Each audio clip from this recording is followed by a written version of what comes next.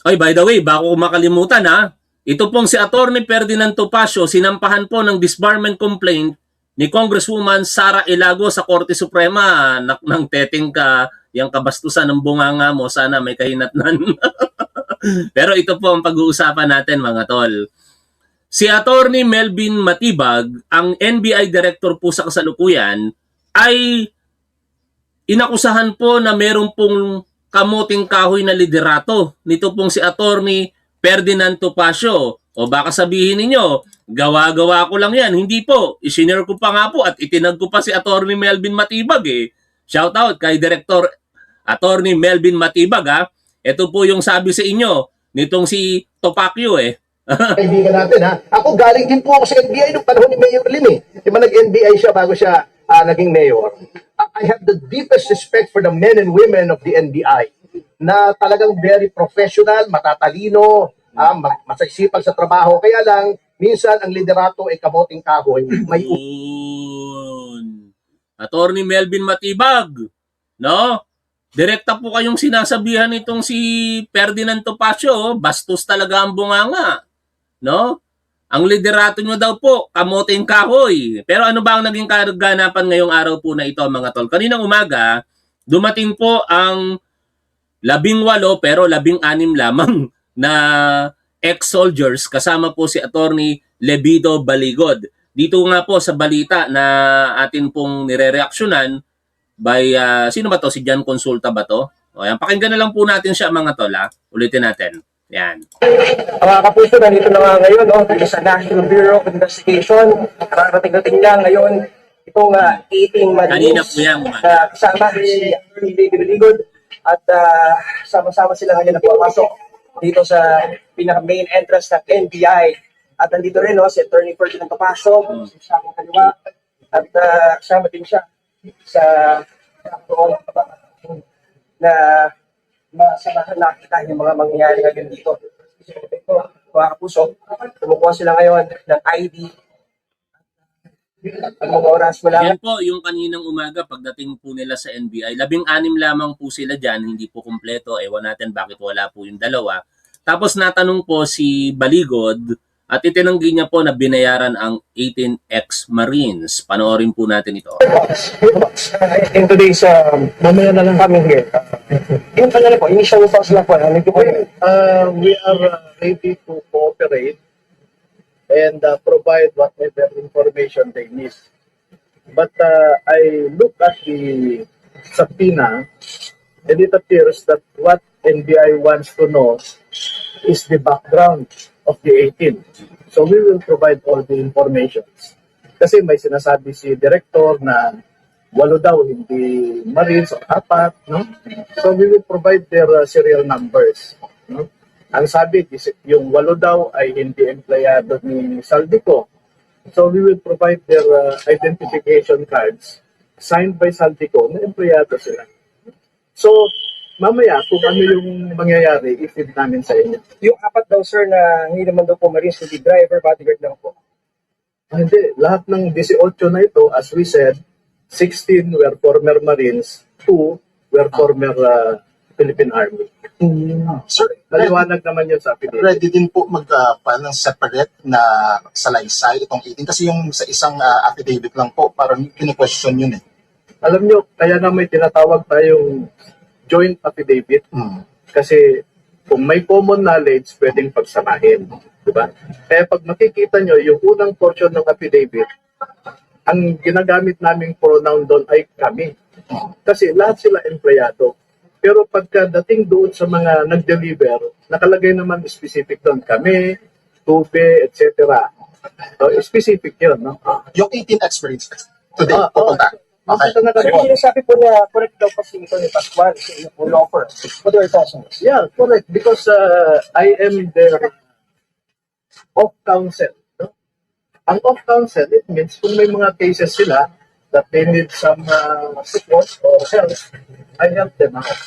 And also, I farm out cases kasi nag-unwind na ako sa law practice ko. So, I farm out cases to several lawyers. Sir, yung sila lang may mga tao na nagsasabi na communicate with witness. Sinasabi ng Tito Balins. Pero sa iyong paniwala, you're convinced na totoo yung kanilang mga pakaya. Yes, they don't have anything to profit from accusing people of in high position ng kasinungalingan. No? Isipin mo, ordinaryo lang itong mga sundalo na mamamayan, and they are accusing people in the highest places of government. Mahirap yun, di ba? Hindi ko na nabayaran daw itong mga expenses. Ako po, yung nagsasabi sa inyo na nabayaran, sila ang tanungin nyo. So, yan malinaw po, itinatanggi po nito pong si Attorney Levy Baligod, particular, ang post ni Pebbles Talakera. Balikan nga natin yon mga tol. Kasi sa post ni Pebbles Talakera, sinabi po dito, shared noong kanyang combo mula po sa information sa mga informant niya, ay nabayaran daw po ng halagang 2 million pesos, 2.5 million pesos, ano? Saan ba banda rito yun? Hanapin ko lang mga tol, Dito po yun Pero tinatanggi nga po ng kampo nitong si Levy Baligod na hindi daw po bayaran yung kanyang mga kliyente, ang 18 ex-soldiers, no? Hindi ko makita, pero mamaya-maya hanapin ko. Balik punta na po tayo dito po sa naging interview, makatapos po nilang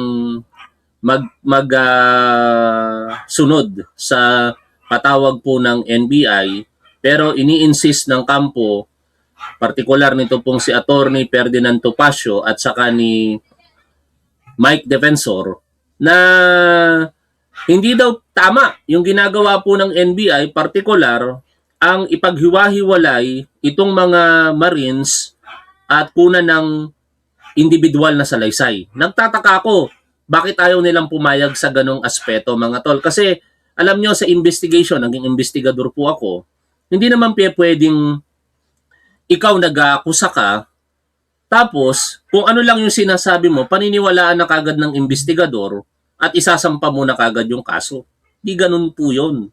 Alam naman po natin na meron pong tinatawag na vetting process o pagsusuri doon po sa mga nag-aakusa, lalong-lalo na kung gagamitin ng ahensya para po isampa yung kaukulang reklamo sa inaakusahan nila. No? Kung hindi kinakailangan ng tulong ng NBI o ng anumang ahensya ng gobyerno sa pamamagitan lang ng abogado, di magsampa sila ng kaso. Ganun lang naman yun, direkta sa prosecutor's office. Pero bakit ayaw nilang gawin? Di ba? Ngayon, i-initiate ang NBI para sa isang investigasyon, which is basically standard procedures po yan, na suriin ang testimonya ng isang nag-aakusa kung may katotohanan o wala, tapos ayaw nilang pumayag. Ayaw nilang magkahiwa-hiwalay. Bakit? May tinatago ba? Kasi kung totoo talaga na wala pong kasinungalingan na sinasabi ito, kahit magkakahiwalay ang mga yan, hindi pwedeng magkakasalungat ang sasabihin ng mga yan. Pero kung nagsisinungaling mga yan, pag pinaghiwa-hiwalay mo yan, mahuhuli yan na nagsisinungaling sila. Pakinggan po ninyo ang pangangatwiran ng baluktot dito, no? Nitong kamuting kahoy na abogado. Dapat siyang binabansag ang kamuting kahoy na abogado hindi po ang leadership sa NBI. Oo, kasi alam nyo, itong kinakataka ko nagulat ako. Kasi kami naman nag-cooperate. Diba sabi ko, out of respect to the institution, may sabpina, pumunta kami. Ang gusto po nilang gawin, ibukod ng isa-isa sa kanya-kanyang mga kwarto ang bawat isang subject ng sabpina at tanungin. Hindi po pwede yun. Now we are trying to get statements na maaring self-incriminatory. Maari, kasi I insist, wala kami tinatago. Yun naman pala, wala pala kayong tinatago bakit pinipigilan ninyo yung prosesong tama? Standard procedure ng NBI. Di ba? Saan ka naman nakakita mga tol na basta lang tatanggapin ang akusasyon ng hindi man lang susuriin? Diba? Lalong-lalo na seryoso yung akusasyon nila. Tapos ang katwiran nila rito, later, sa mga sasabihin pa, partikular nitong si Defensor, bakit hindi daw ipatawag si Pangulong Bongbong Marcos, si Martin Romualdez, at kung sino-sino pang binanggit, si Sandro Marcos? Ganun ba kadali yun? Madaling magsalita, pero ang pagsasampa ng kaso, dapat may kaukulan na ebidensya. Hindi sapat yung sinabi nyo lamang. Hindi sapat yung sinabi lamang ng 18 ex-Marines po na ito, na napaka-inconsistent nga. Ang dami na pong pagkakataon na kayo po'y nagba-backpedal, partikular yung abogadong si Levy Baligod. Inakusahan nila si Trillanes na nanuhol daw, tapos binawi nila, wala naman daw pong nakakita na ginawa ni Trillanes yun. Hindi naman daw sinabi ni Baligod na ginawa ni Trillanes yun. Tapos si Leila de Lima, inakusahan yung tumanggap ng mali-maletang pera. Kinalaunan, binawi nyo, naging paper bag na lamang. Tapos kinalaunan, naging envelope na lamang. Yun yung mga inconsistencies na dapat masusuri ng maayos sa pamamagitan ng pagtatanong individually sa mga testigo po na ito na lumalabas. Ngayon, igigiit dito nitong si Ferdinand Topacio, di ko makita yung hinahanap ko, pero tuloy-tuloy lang tayo mga tol, multitasking tayo. Iginigiit niya na magpopol na raw ito sa right to remain silent. Kailan?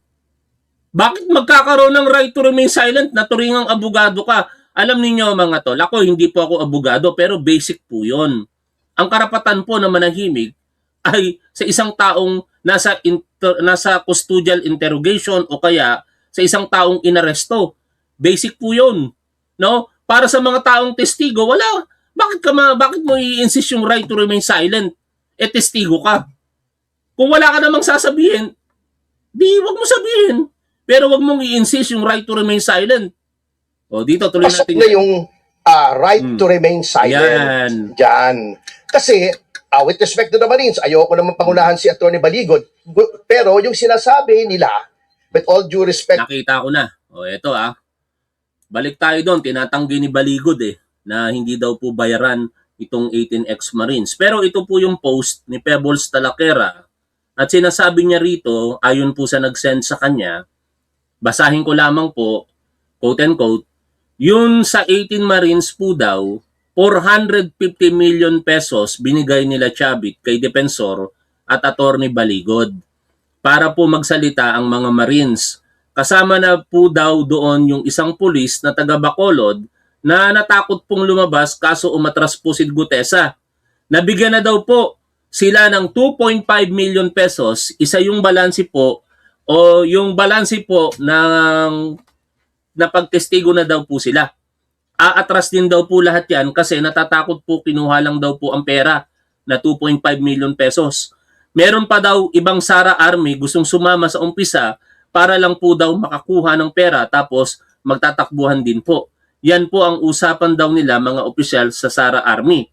Dapat po daw magsabi ang mga politiko na kakasuhan mga yan para po magtakbuhan. O ito po, binasa ko lamang po sa inyo Ayon po sa post na ito, binayaran daw po ang mga ex-Marines po na ito. Pero again, katulad po nung napakinggan po natin kanina, itinatanggi po nila na sila po'y nabayaran. Sino kaya ang nagsasabi ng totoo? Ako naniniwala ako, truth shall prevail. No? Sa kinalaunan, katotohanan ang mananaig po dito. At it is just only a matter of time. Magkakaalaman at magkakaalaman to mga tol. to our NBI friends na hindi daw custodial interrogation yon, titignan daw nila yung credibility. O, Tama na sabihin nila hindi credible, is that not a crime of perjury na sasabihin nila? Anong crime of perjury kung sabihin ng NBI na hindi credible kung nakabase naman talaga sa impossibility or improbability, no, ng statement. Kasi unang-una, ang dami na pong mga reaksyon dito ng publiko na sinusuri yung pahayag ng 18 ex-Marines po na ito. Meron talagang logistical impossibility at saka yung tinatawag na physical impossibility. Yung logistical impossibility, pinaliwanag po ito ni Senador Ping Lacson na ang pagde-deliver o ang pagbibilang rather ng mga pera po na ito as alleged ng 18 ex-Marines po na ito na 805 billion pesos ay hindi kayang tapusin sa loob lamang ng mula 2022 hanggang 2025. It requires at least 2027 hanggang 2028 para matapos po yon. Yun po yung imposibilidad na kaya pong gawin yon. Pangalawa, sa dinami-dami po ng mga sinasabi po nilang pag-deliver, bakit wala silang maibigay na mga corroborating evidence na magpapakita na sila po'y from one place to another, nagkaroon ng movement na mga ganong panahon sa ganitong lugar and blah blah blah. Yun marahil ang dinidetermina ngayon dito ng NBI. At malalaman lamang nila yan kung individually kakausapin nila ito. Lalong-lalo na kapag ang mga tao na ito ay titindig bilang testigo nila. Kasi ganito ang mangyayari dyan. Ganito ang proseso eh. Di ba? Ituro ko sa inyo ng bahagya mga tol how the criminal justice system works dito po sa ating bansa. No?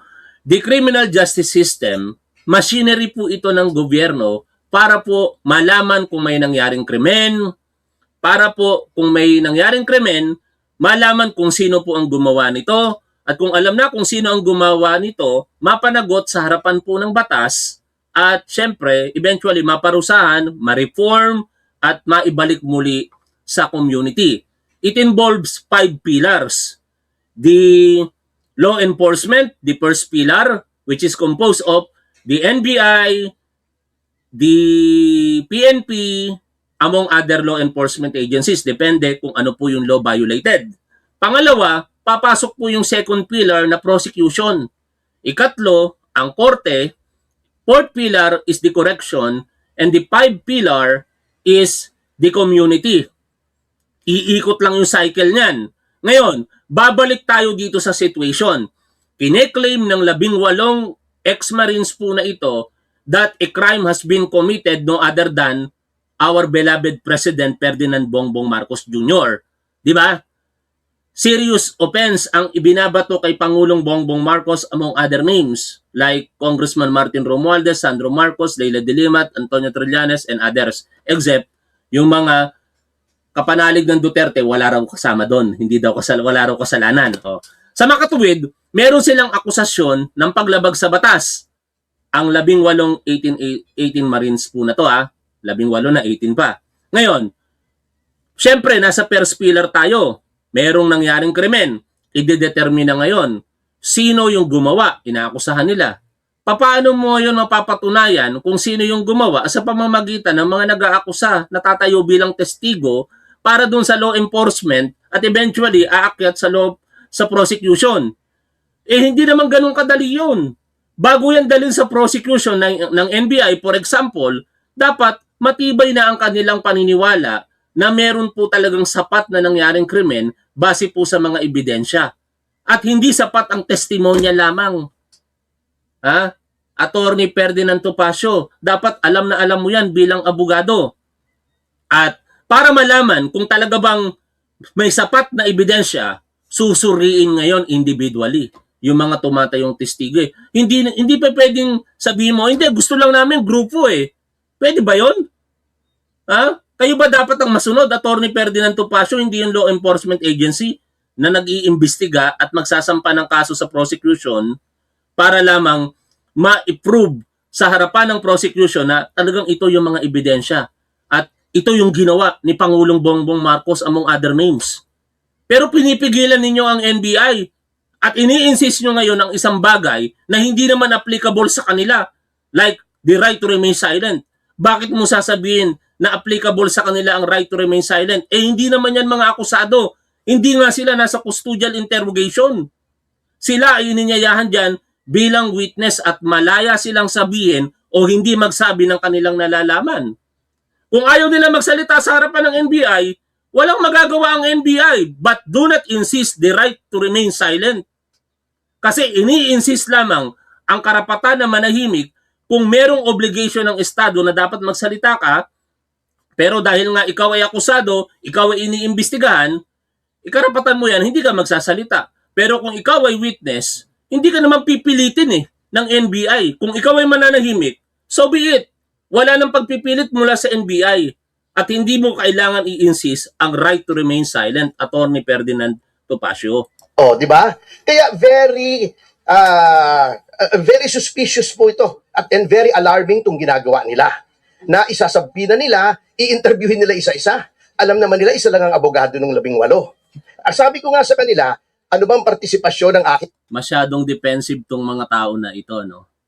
Again, kung wala kayong tinatagong kasinungalingan sa mga sinasabi ninyo, bakit kayo matatakot na magpaimbestiga ng individual? Bakit kayo matatakot na magbigay ng individual statement?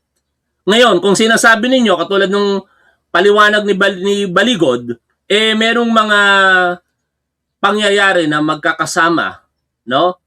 Imposible naman yung 18 sa lahat ng pagkakataon magkakasama sila. 'Di ba?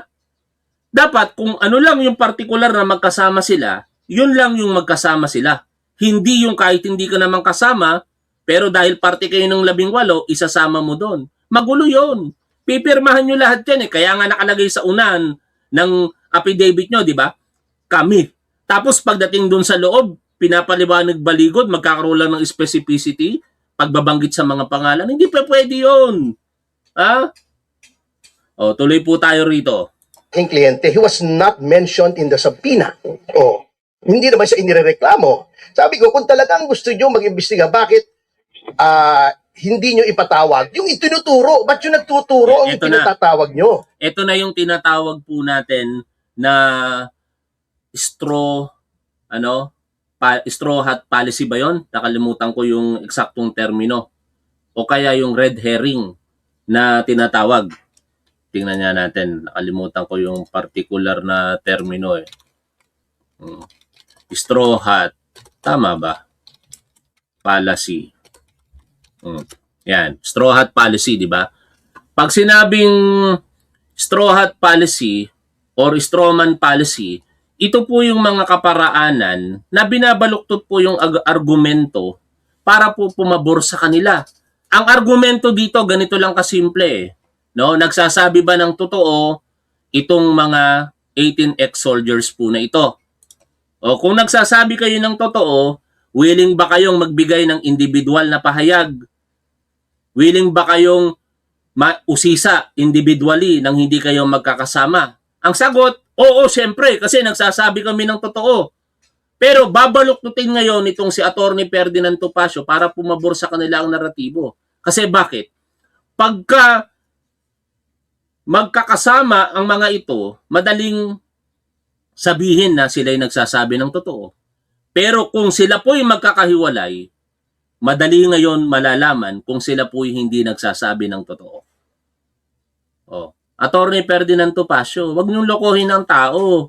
Wag niyong palabasin na mali ang NBI sa kanilang layunin dito. Maliwanag ang layunin ng NBI dito, malaman ang katotohanan.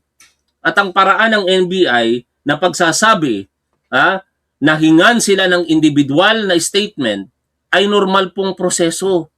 Saan ka naman nakakita ng law enforcement agency na susunod sa kagustuhan ninyo, kayo nga yung nag-aakusa, tapos sila lang ang gusto nyong sumunod sa inyo?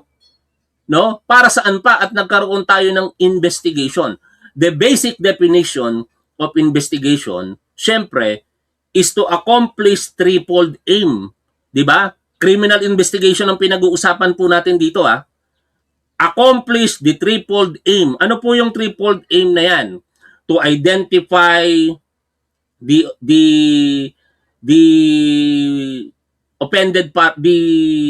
offender, to identify the offended party, at saka syempre to provide evidence of the guilt of the offender. No?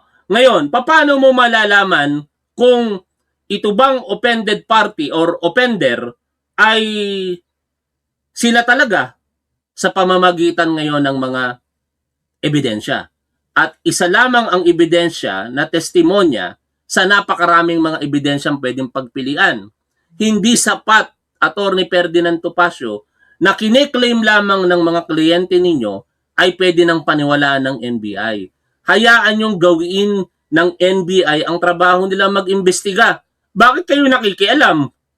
Dapat nga, ang ginagawa ng mga abogado na ito, nasa tabi lamang ng mga witness No? Kasi wala namang akusasyon para sa mga witness. Hindi kailangan protektahan ng kanilang karapatan. Hindi naman sila inaakusahan. Ang pinupunto ng NBI dito, alamin ang katotohanan. Bakit napaka-defensive ninyo diyan sa mga kliyente ninyo? Kung ako dito sa 18 ex-Marines at nagsasabi ako ng totoo, sige lang. Imbestigahan nyo ako kahit nag-iisa lang ako kasi totoo naman yung sinasabi ko Pero, bakit ayaw nila? Bakit lahat sila nakadepende sa abogado nila? May tinatago ba sila? O baka hindi naman talaga sila ang nakakaalam kung hindi yung mga abogado nila? Nagtatanong ako dyan. Baka yung mga sinasabi nila, ini-insert lang sa isipan nila ng mga katulad ni Atty. Levy Baligod. Totoo kaya yon, Atty. Levy Baligod? O, tuloy po tayo rito. At i-interviewin nyo isa-isa para bang sila gumawa ng krimen. Hindi po tama ito. This is a form of harassment, intimidation, and it intends to send a chilling effect to those na gustong magtestigo pa na kapag kayo nagtestigo, itong gagawin sa inyo. Interviewin kayo, patatawag kayo, investigahan. Hindi totoo yan. No, alam na alam ito ng mga kapwa ko naging investigador at kasalukuyang investigador. Na kapag ka-testigo ka, ipapatawag ka talaga. Di ba? Oh, simplehan natin. Simplehan lang natin. Meron kang na-witness na patayan. No, may pinatay sa harapan mo. Isa ka sa witness. Ano gagawin sa iyo ng kapulisan o ng NBI? Ipatatawag ka. Di ba? Kahit wala kang abogado, okay na okay yon. Hindi naman kasi kailangan ng abogado ng isang witness. Maliban kung may poprotektahan ka. No?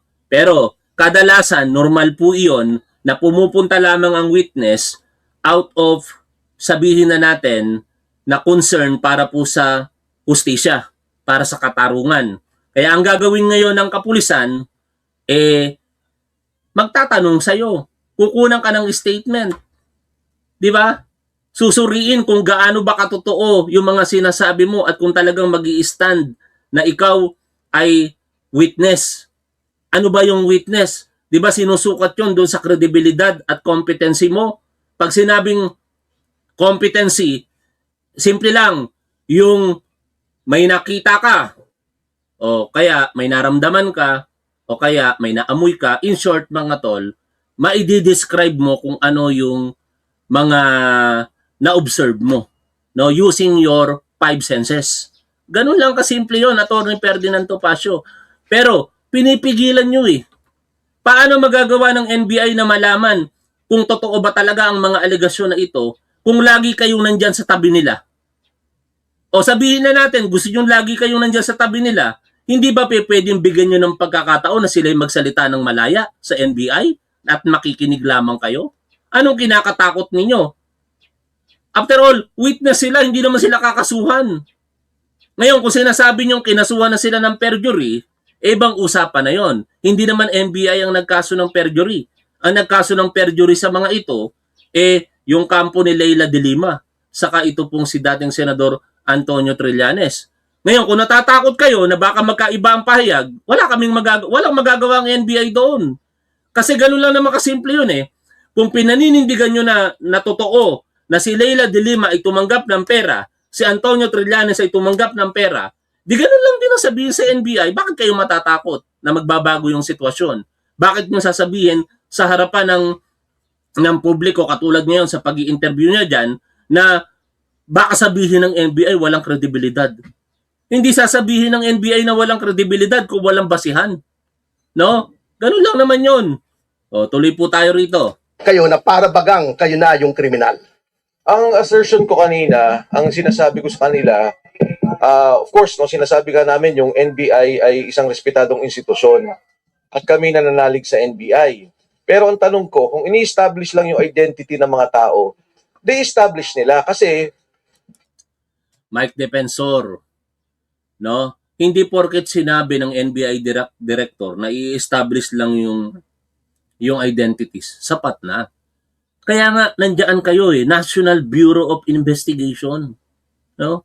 Hindi kailangang porket na ibigay niyo lang yung identity, sapat na. Seryoso yung inaakusahan yung krimen at seryoso yung mga personalidad na binabanggit ninyo. Paniniwalaan na kayo kagad, ganun ba kadali yun? Paano? Ito, ibaliktad natin yung sitwasyon, ha? Akusahan, ito, hypothetical lang, ha? Hindi ko sinasabing ganito, baka sabihin ni Mike Defensor, sinisiraan ko siya. Ito illustration lang ito, hypothetical. Mike Defensor, paano ngayon kung sabihin ko na ikaw, Mike Defensor, tuta ka ni Gloria Macapagal Arroyo, ikaw ay operator niya, at lahat ng mga paninira sa mga kalabang politiko ni Gloria Macapagal Arroyo at ngayon ang mga Duterte, ikaw ang nasa likod, agad-agad na ba akong papaniwalaan kagad ng NBI? Sige nga, sagutin mo nga yan, Mike Arroyo. Mike Defensor. Ha? Pakisagot mo yon kung sakasakali makarating to sa'yo. Pero ilustrasyon lang yon na ang pinupunto natin mga tol, hindi porket sinabi ko, sinabi mo, sinabi nila, sinabi ng 18 ex-Marines, paniniwalaan na kagad na gospel truth. Diba? Kung inaakusahan kita, for example, hypothetical again, pupunta ako sa NBI o kaya ipapatawag ako ng NBI, o gaano ba katotoo yung sinasabi mo, kukunan ka namin ng salaysay. Papayag ako, sige, ganito. Ito yung mga nalalaman ko. Sige, tanungin niyo po ako, sir. No? I-confront niyo ako para mapatunayan ko lamang sa inyo na totoo po yung mga sinasabi ko. Hindi ba kayang gawin niyo ng mga 18 Marines po na ito na inyong sinusuportahan? Ang hilig ninyong i-gaslight ang publiko.